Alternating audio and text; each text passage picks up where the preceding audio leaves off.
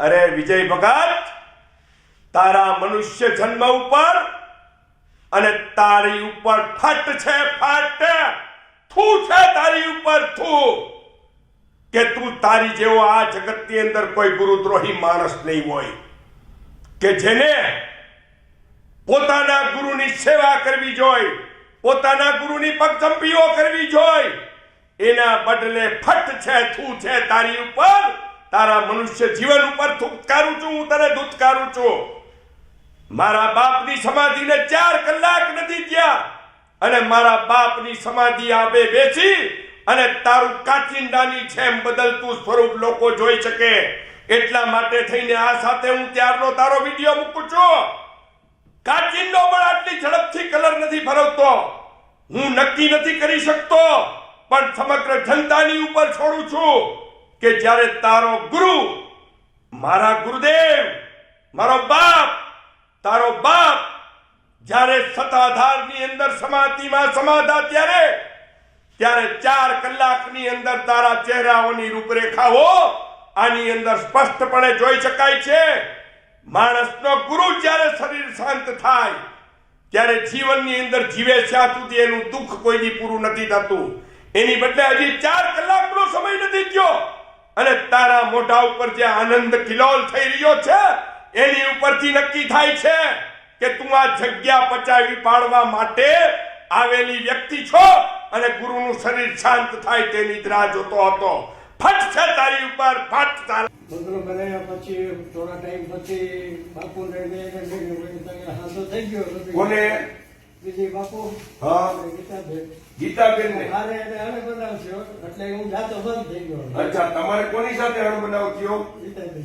ગીતાની યાર. અમારા તો ગીતાબેન.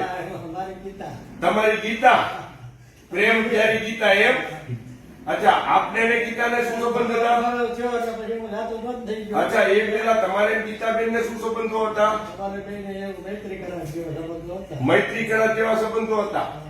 એટલે બે જણા સાથે જ રહેતા હતા અને મૈત્રી કરારના નામ નીચે આપ બંને એક સાથે રહી અને જે કઈ સંસારિક સુખો ભોગવવાના હોય એ આપના બંને દ્વારા ભોગવવામાં આવતા હતા. બરોબર છે ને? કઈ ખોટું ખુલ્લીને કહેજો, જે કેવું હોય ખુલ્લીને. એટલે આપને ને ગીતાબેન ને આવા સંબંધો હતા 2008 થી કે પેલાથી? ઈ પેલા એટલે ઈ પેલા આપતું જયારે રણકાર ફાર્મ હતું ત્યારથી 2004-5 થી વિજય બાપુ પણ રણકાર ફાર્મે આવતા. અચ્છા અચ્છા, 5માં. બરોબર. એટલે તમારે અને તમે અને અમારા ગીતાબેન બંને રણકાર ફાર્મમાં રહેતા હતા.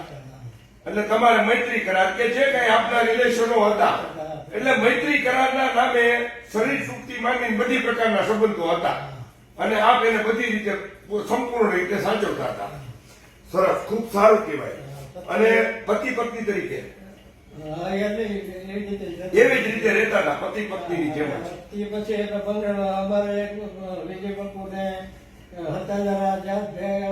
વધારે થઈ ગયું. હા, અમારે એટલે તમારે એને ગીતાબેન બેનને અણ બનાવતો. એટલે એ પછી મેં 7000 ની જગ્યા બંધ ન થાય સાઈડ લાઈન થઈ ગયો. એટલે તમે સાઈડમાં વી ગયા. એટલે સાઈડ લાઈનમાં થવાનું કારણ એવું ખરું કે વિજય ભગત અને ગીતાબેને તમને છોડી અને વિજય ભગતને પકડ્યા અને વિજય ભગતને ને ઈ બેને અનૈતિક સંબંધો થયા એવું. એ દરમિયાન મેં 2018 ઈ તો પછી બહુ આખું યાર. 2018 વિજય બાપુને કીધું ભાઈ આ તમારી રાતે મને સમજાવો. હા, આવી રીતે કરે અને આ બધું જોઈએ ખરાબ છે, બધું બંધ કરજો. તમારે હું એટલું બધું રહેતું નહીં તમને. હા, તમે સિક્યોરિટી આપો ને આ બધું ઓલું કરો. 2018માં એ રોકડું ભેગાય. વિજય ભગત પાસે જઈને તો પછી આ ગીતાને એને મોકલી અમે આમ સમજાય મારું આમ થઈ જાય તમારે એટલે કે જતું કર્યું. અચ્છા અચ્છા, તમે મન મોટું રાખ્યું. એટલે એ બધું બંધ કરાવ્યું હતું. 2018માં આપણે બંધ કરાવ્યું હતું. હા, એ મેં કે આ બધું બંધ કરી દઉં. બરોબર છે, બરોબર છે. એટલે પણ એ પછી બધું મિક્સ થઈ ગયું એટલે પછી આપણે હા, એટલે આપણે તો ખુલ્લી જ વાત કરવી છે કે વિજય ભગત અને ગીતાબેન ને નાજાયજ સંબંધો થઈ ગયા ખરા. એવું જ હોય ને તો થાય ને, એક ને એક બધા એક બે જેવી જ વાત છે ને. એક ને એક બે જેવી. બે જણા ત્યાં તમારા બંગલામાં ભેગા રહેતા ખરા?